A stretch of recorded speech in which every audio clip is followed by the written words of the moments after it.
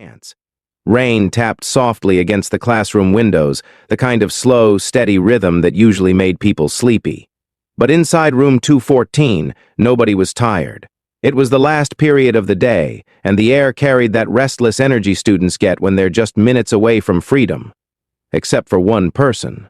Jamal sat in the very last row near the window, his head slightly down, his fingers tracing invisible patterns on the edge of his worn desk. His hoodie sleeves were stretched at the cuffs, and the fabric had faded from too many washes. His backpack, if you could even call it that, was slouched beside his chair, one strap barely holding on. Nobody sat next to him. Not because the seats were full, but because no one ever chose that seat. "All right, class," Mr. Reynolds said, clapping his hands once as he stood at the front. "Tomorrow is presentation day. You'll each be sharing your future plans project." A few groans echoed across the room. "Relax," he added with a half-smile. "This is easy. Just talk about what you want to do, where you see yourself in 10 years, someone near the front whispered loudly. 10 years? I barely know what I'm doing this weekend." Laughter spread quickly. Jamal didn't laugh. He kept his eyes on the desk. "Let's do a quick practice round," Mr. Reynolds continued. "I'll call a few of you randomly. Just stand up and give us a preview." Ants. A couple of students immediately avoided eye contact. Others straightened up, confident. "Let's see." Mr. Reynolds scanned the room, then pointed. "Tyler! You're up." Tyler stood with a grin like he'd been waiting for this moment his whole life. He adjusted his expensive watch, something most students had already noticed on the first day he wore it, and stepped forward. "In 10 years, Tyler began, pacing slightly like he owned the room, "I'll be running my dad's company." Probably expanded it by then. "Real estate. Investments. Maybe open something overseas." "Of course you will," someone muttered. Not quietly enough. More laughter. Tyler smirked. "Hey, somebody's got to do it right." Mr. Reynolds nodded. "Confident. I like that." "All right, take a seat." Tyler dropped back into his chair, leaning back like a king returning to his throne. "Next." Mr. Reynolds paused again, his eyes moving slowly across the room, and then they landed on Jamal. "Jamal," he said gently, "how about you?" The room didn't laugh right away this time. It was quieter, but not in a good way. More like people waiting. Jamal froze for a second, like he hadn't expected his name to be called at all. Slowly, he looked up. "Me?" he asked, almost under his breath. "Yes," Mr. Reynolds said, encouraging. "Just a preview. No pressure." A chair squeaked somewhere. Someone coughed. Ants. Jamal stood up slowly, his chair scraping against the floor louder than it should have. Every sound suddenly felt amplified. He didn't step forward. He just stood there, next to his desk. His hands stayed by his sides, slightly clenched. "So," Mr. Reynolds prompted gently. Jamal swallowed. I don't know yet," he said. A few quiet snickers slipped through the room. Tyler leaned toward the guy next to him and whispered something. Whatever it was, it made them both grin. Mr. Reynolds noticed. "Let him speak," he said firmly. Jamal glanced around the room just for a second. Big mistake, because that's when he saw it. The looks, some bored, some amused, some already dismissing him before he would even say anything. He quickly looked back down. I'm still figuring it out," he added. "Figuring what out?" A voice came from the middle row. It was Brandon. He wasn't loud, but he didn't need to be. The way he said things always carried. Like, "What job you're gonna get?" Brandon continued. "Or if you're even gonna graduate?" A couple of students laughed. Louder this time. Jamal's jaw tightened, but he didn't respond. Mr. Reynolds stepped in. "That's enough, Brandon. I'm just asking." Brandon shrugged, leaning back in his chair. "It's a future project, right?" More quiet laughter. Jamal felt it this time, not just in the room, but in his chest. That heavy, familiar feeling. Ants. The one that told him exactly where he stood in everyone's eyes. "Go on, Jamal," Mr. Reynolds said softly. Jamal hesitated again. Then, barely above a whisper, he said, "I like building things." That caught a few people off guard. "Building?" Mr. Reynolds asked, curious. Jamal nodded slightly. "Yeah, like fixing stuff. Putting things together." Tyler let out a short laugh. "What, like Legos?" The room cracked up again. Jamal didn't look at him. "No," he said quietly. "Not like that." "Then what?" Brandon pressed. "You trying to be a mechanic or something?" Another wave of laughter. This time, even a few students who hadn't laughed before joined in. Jamal's fingers curled tighter. For a moment, it looked like he might sit back down, like he might just disappear into that seat and let the moment pass. But he didn't. Instead, he took a small breath. "I just like figuring out how things work," he said. His voice was still quiet but steadier now, and making them work better. There was a pause, not long, just enough to make it feel like maybe, just maybe, someone might take him seriously. But then Tyler shook his head, smirking. "Man, you can't even fix your backpack, that did it." The room burst out laughing. Louder than before. Someone in the back actually clapped once, like it was a punchline worth applauding. Jamal stood there, frozen, tense. The sound echoed around him, bouncing off the walls, filling every corner of the room. Mr. Reynolds raised his voice. "All right, that's enough." The laughter slowly died down. But the damage was already done. Jamal sat back down without another word. He didn't look up again. The rest of the class moved on like nothing had happened. Another student, another presentation, more jokes, more chatter. But for Jamal, everything sounded distant now, like he was underwater. The bell finally rang, sharp and sudden. Chairs scraped. Bags zipped. Conversations exploded back to life. Students poured out of the classroom in clusters, already talking about anything but what just happened. Jamal stayed seated for a moment, just a moment, until the room started to empty. Then he reached down, carefully picked up his worn backpack, and stood. As he walked toward the door, he kept his head low. But just before he stepped out, "Jamal," Mr. Reynolds called. Jamal paused. He turned slightly. "Yes, sir?" Mr. Reynolds hesitated, like he was choosing his words carefully. "You don't have to have everything figured out yet," he said. "Just don't let anyone else decide that for you." Jamal nodded once. "Okay." Then he walked out. The hallway was loud, crowded, alive, but Jamal moved through it quietly, like he didn't quite belong in all that noise. Outside, the rain had slowed to a light drizzle. Ants. He pulled his hood up and stepped into it. Across the street, parked just beyond the school gates, was an old van, faded paint, slight rust near the edges. Nothing about it stood out, unless you looked closer. Jamal did. He crossed the street, careful of the puddles, and walked straight to it. He reached into his pocket, pulled out a small key, and unlocked the side door. Before getting in, he glanced back at the school. At the windows, at the building where, just minutes ago, everyone had laughed at him.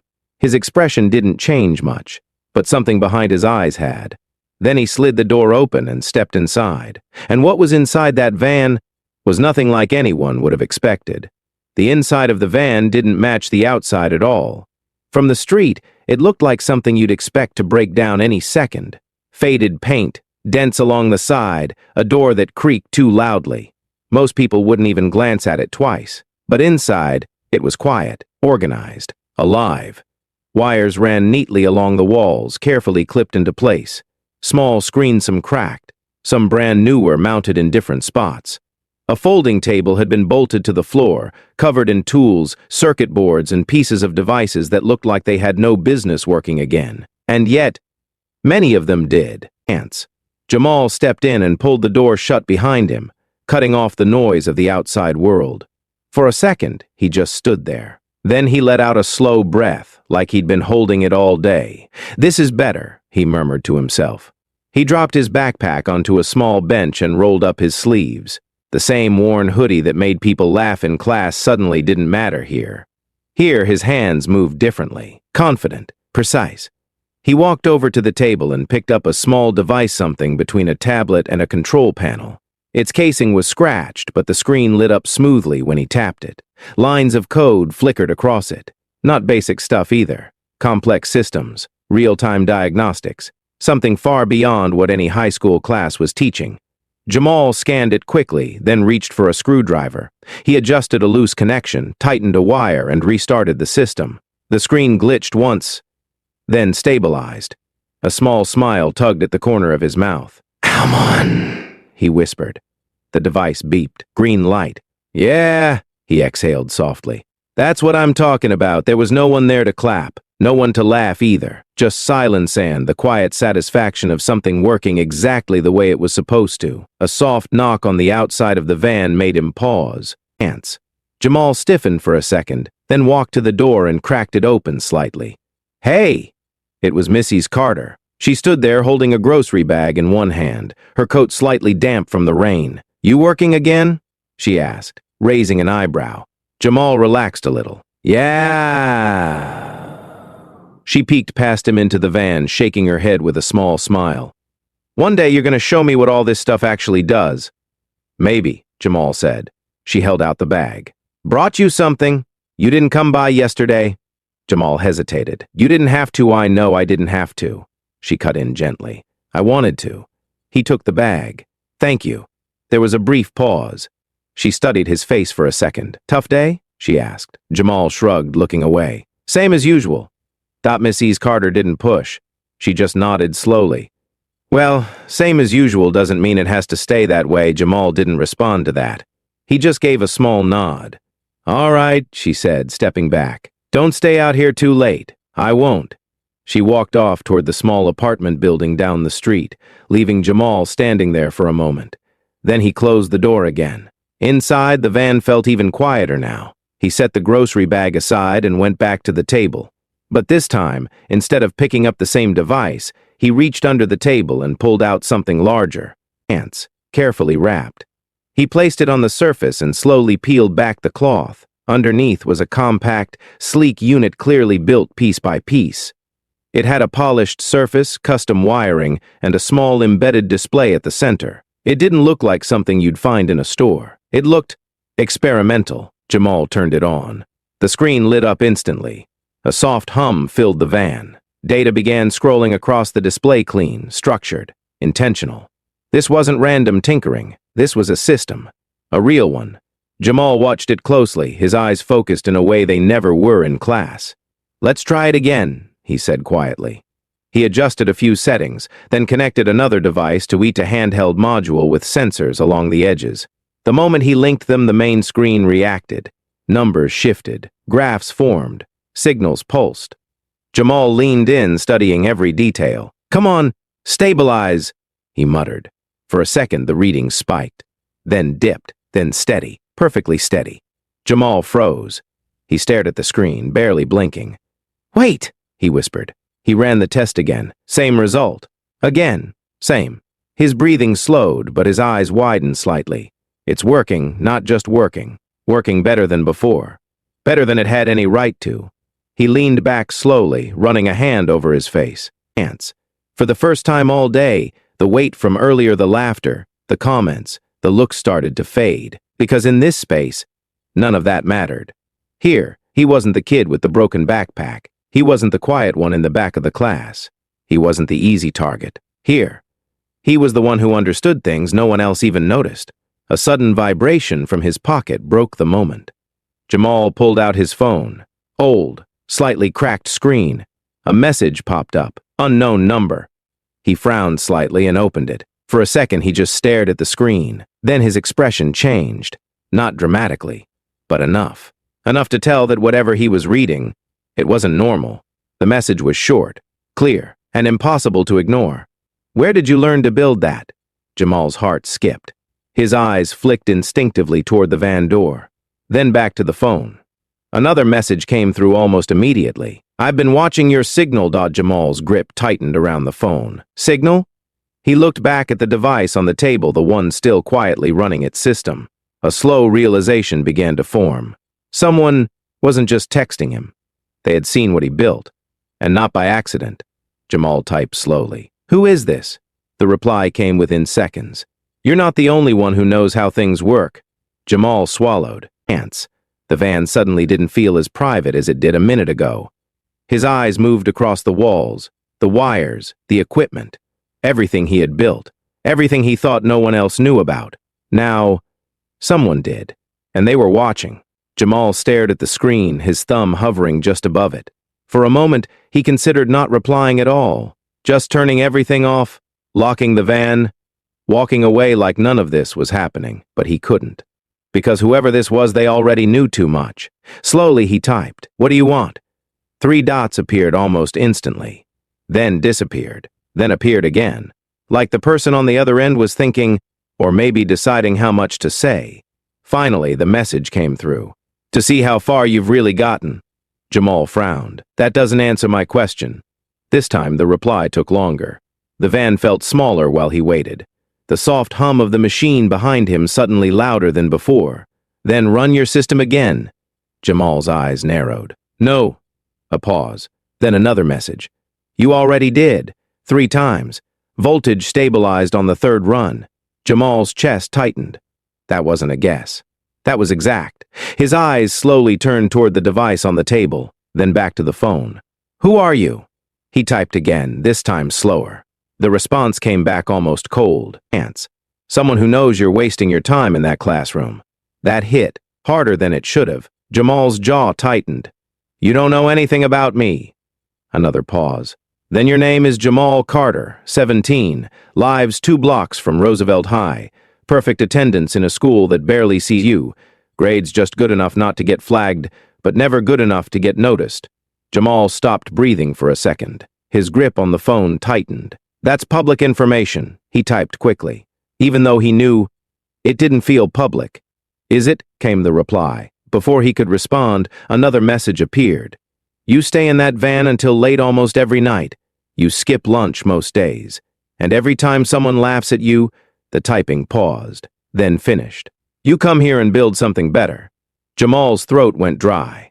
He looked around the van again, really looked this time. At the corners, at the small gaps near the door, at the ceiling, like he expected to find something hidden, watching him. There's no camera in your van, the next message read. Almost immediately, Jamal froze. His heart started beating faster. How relax, the sender interrupted. If I wanted to expose you, I would have done it already. That didn't help. Not even a little. Jamal forced himself to think. If they weren't watching physically, then how? Ants. His eyes dropped to the device. The system, the signal. His stomach sank slightly. You tapped into it, he typed. A small delay. Then now you're thinking. Jamal ran a hand through his hair, pacing once across the narrow space. That's not possible, he muttered under his breath. But deep down, he knew it was, because if he could build something like this, someone else could find it, track it, follow it. Your design is impressive, the messages continued. Messy in places, but smart. Very smart. Jamal stopped pacing. Compliments weren't what he expected. And, he typed, and I want to know where you learned it. Jamal stared at the question. For a long moment, he didn't answer, because the truth wasn't simple. It wasn't a class. It wasn't a teacher. It wasn't anything anyone in that school would ever guess. I taught myself, he finally wrote. 3 dots. Then I don't believe you. Jamal let out a short breath. Believe whatever you want. A longer pause this time. Long enough that Jamal thought maybe the conversation was over. Then the phone buzzed again. Tomorrow. Don't present that same weak answer. Jamal frowned. What? In class, the message clarified. When they ask about your future. Jamal's eyes narrowed. How do you're going to show them? The sender continued, ignoring the question. Ants. Or you're going to stay exactly where they think you belong. Jamal's chest tightened again. That same feeling from earlier. The laughter, Tyler's voice. You can't even fix your backpack. His fingers curled slightly. I don't need to prove anything to them, he typed. The response came back immediately. No, you don't. A pause. Then one more message. But if you don't, you're proving them right anyway. Jamal stared at that, longer than he wanted to admit. Because there was something about it that stuck. Something uncomfortable. Something true. I'm not doing this for them, he wrote. Then who are you doing it for? Jamal didn't answer, because for the first time, he wasn't sure. The screen stayed still for a while. Then finally run your system one more time, the sender said. Push it further. Jamal hesitated. Every instinct told him to shut everything down, to end this conversation, to disappear back into being invisible. But another part of him, the part that stayed up late fixing things no one else cared about, that part was curious. He looked at the device, then at the phone, then back again. Slowly, he set the phone down on the table. Fine, he muttered. He turned back to the system and adjusted the settings, this time going deeper than before, pushing limits, removing restrictions. Let's see what you can really do, he whispered. Ants. He initiated the sequence. The machine responded instantly. The hum grew louder. The screen filled with rapidly shifting data, faster than before, more intense. Jamal's eyes locked onto it, tracking every change. "Stabilize," he murmured. For a moment, it looked like it might fail. The numbers spiked dangerously. Warnings flashed. Then it corrected. Not just corrected, adapted. The system adjusted itself in real time, smoothing out the instability. Jamal's eyes widened. That's new. He hadn't programmed that. Not fully. Not like this. Behind him, the phone buzzed again. He didn't turn around. "Adaptive learning," the message read. Jamal slowly looked over his shoulder. "You see it now," the sender continued. Jamal stepped back from the table slightly. "This isn't just a system," the message went on. "It's evolving." Jamal's heart was pounding now, because if that was true, then this wasn't just something he built for fun anymore. This was something bigger, something real, something that another message cut through his thoughts. Now imagine what happens when everyone else sees it.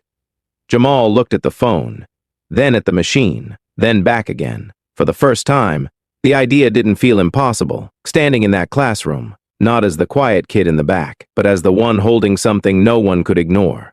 Something that would make every laugh, every comment, ants, every look stop, completely. Jamal reached over and slowly powered the system down. The hum faded. The van fell silent again. He picked up his phone. "Who are you?" he typed one more time. This time, there was no hesitation in the reply. "Someone who knows what you're about to become." Jamal stared at the screen, and for the first time since all of this started, he wasn't just nervous. He was ready. The next morning, the sky was clear. No rain, no gray clouds, just bright sunlight pouring over the school like it was any normal day. But for Jamal, it didn't feel normal at all. He walked through the front gates with his usual quiet steps, hoodie up, backpack hanging low on one shoulder. Students brushed past him, laughing, talking, living in their own worlds. Same hallway, same noise, same people, but something inside him had shifted. Not loud, not obvious, just steady. As he reached his locker, Tyler's voice cut through the chatter. "Well, if it isn't the inventor?" A few students nearby chuckled. Jamal didn't react right away. He opened his locker calmly, swapping out a book like he hadn't even heard it. Tyler stepped closer.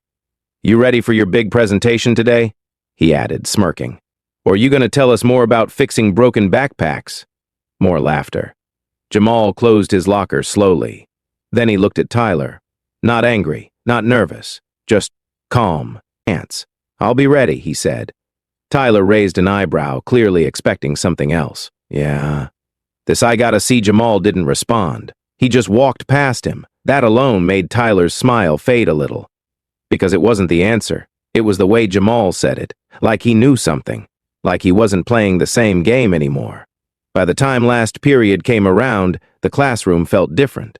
Not quieter. Just charged. Presentation day. Students sat a little straighter. Some nervous, some excited, some pretending not to care. Mr. Reynolds stood at the front again, clipboard in hand. "All right," he said. "Let's get started." One by one, students went up. Future lawyers, business owners, athletes, influencers. Each presentation got its usual reaction, some applause, some polite nods, some bored stares. Jamal sat in the back, just like always. But this time, he wasn't tracing patterns on the desk. His hands were still, his eyes focused. Waiting. "Tyler," Mr. Reynolds called. Tyler stood confidently and walked to the front, flashing that same practiced smile. "In 10 years, he began. I'll be running one of the most successful real estate firms in the state," he went on, smooth and polished, like he'd rehearsed it 100 times. People nodded. Some looked impressed. Jamal just listened, not judging, just observing. Ants. Tyler finished to a small round of applause and took his seat, satisfied. Mr. Reynolds glanced down at his list again. There was a brief pause, then the room shifted. You could feel it. Some students turned in their seats immediately. Others leaned back, waiting. Tyler crossed his arms, watching with interest. Jamal stood, no hesitation this time. He picked up his backpack and walked to the front of the room. A few whispers started. Is he actually going to say something this time? Watch, he's going to freeze again. Jamal ignored all of it. He reached the front and set his backpack down on the desk. Mr. Reynolds gave him a small, encouraging nod. Whenever you're ready. Jamal looked out at the room, at every face. The same ones from yesterday, the same ones that laughed. For a second, the silence stretched. Then Jamal spoke. Yesterday, I said I didn't know what I wanted to do. A few students exchanged looks. He continued. That wasn't exactly true. Tyler leaned forward slightly. Jamal reached down and unzipped his backpack. Slow, deliberate. I just didn't think anyone here would understand.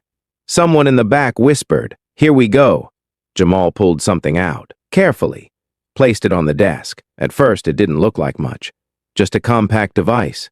Clean. Solid. Different. Not something anyone recognized. "What is that?" Brandon muttered. "Ants." Jamal didn't answer him. He looked at Mr. Reynolds. "Can I?" Mr. Reynolds hesitated for half a second, then nodded. "Go ahead." Jamal turned the device on. A soft hum filled the room. Not loud, but enough to cut through the silence. The small display lit up. Lines of data began moving across it. Students leaned forward. Confusion replaced amusement. "What is that?" Someone asked again, louder this time. Jamal finally spoke. "It's a system I've been building." Tyler scoffed lightly. "For what?" Jamal met his eyes. "To fix things." A few quiet laughs started again, but weaker this time. Because now, people were actually looking, watching. Jamal tapped the screen. The display shifted. Graphs appeared, signals, live data. He reached into his bag again and pulled out a second device, the handheld module, connected it. The system reacted instantly. Numbers adjusted in real time. The hum deepened slightly. "What you're looking at," Jamal said, his voice steady, "is a self-correcting system." The room went still. "It analyzes problems and adapts to solve them." Mr. Reynolds stepped closer without realizing it. "Adapt how?" he asked, genuinely curious now. Jamal glanced at him. "By learning." Died. He ran the sequence. The same one from the van. The data spiked. A few students flinched at the sudden change. Then it stabilized. Smooth, clean, perfect, right in front of them. Ants. Jamal didn't smile. He just let it speak for itself. "This version is small," he continued, "but it can be scaled, applied to bigger systems, infrastructure, machines, anything that needs to work better." No one laughed now. Not a single person. Tyler's expression had changed completely. Brandon wasn't leaning back anymore. Even the students who never paid attention were staring. "But," Jamal added quietly, "that's not really why I built it." That pulled everyone in closer. Jamal looked around the room one more time, at every face. Then he said, "I built it because I was tired of things being broken and nobody trying to fix them." The words landed heavier than anything else he'd said. Not loud, not dramatic, just real. A silence fell over the room. The kind that doesn't come from boredom, the kind that comes from realization. Jamal reached over and powered the device down. The hum faded, but the feeling didn't. He picked up his bag. "For my future," he said, "I'm going to keep building things like this." A pause, then whether anyone believes in it or not. He looked at Mr. Reynolds. "I'm done." Mr. Reynolds didn't speak right away. He just nodded slowly, because for once, there was nothing to add. Jamal turned and walked back to his seat. No whispers, no jokes, no laughter, just silence. Tyler didn't say a word as Jamal passed him. Didn't even look at him. Ants. Because whatever he was about to say before didn't exist anymore. Jamal sat down. Same seat, same desk, but nothing about it felt the same. A moment later, the bell rang. No one moved right away. Then slowly, the room came back to life, but quieter, different. As students filed out, a few glanced back at Jamal. Not with amusement, not with pity. With something else. Something new. Respect. Jamal packed his bag calmly. When he stood to leave, Mr. Reynolds stopped him again. Jamal turned. Mr. Reynolds looked at him for a long second. "That was one of the most impressive things I've ever seen in this classroom." Jamal didn't know what to say, so he just nodded. "Thank you." As he walked out into the hallway, the noise returned, but it didn't feel overwhelming anymore. Because this time, he wasn't invisible in it. His phone buzzed in his pocket. Jamal already knew who it was. He pulled it out. One message. "I told you." Jamal stared at it for a second, then typed back, "Why did you help me?" The reply came slower this time, almost like the person was choosing their words carefully, because someone should have done it sooner. Jamal read that twice, then slipped the phone back into his pocket. Outside, the sun was still shining. The same school stood behind him. The same world, but now Everything had changed. Not because they stopped laughing, ants, but because he finally gave them something they couldn't laugh at. And somewhere out there, the person who had been watching him was still watching, just not with curiosity anymore, with expectation.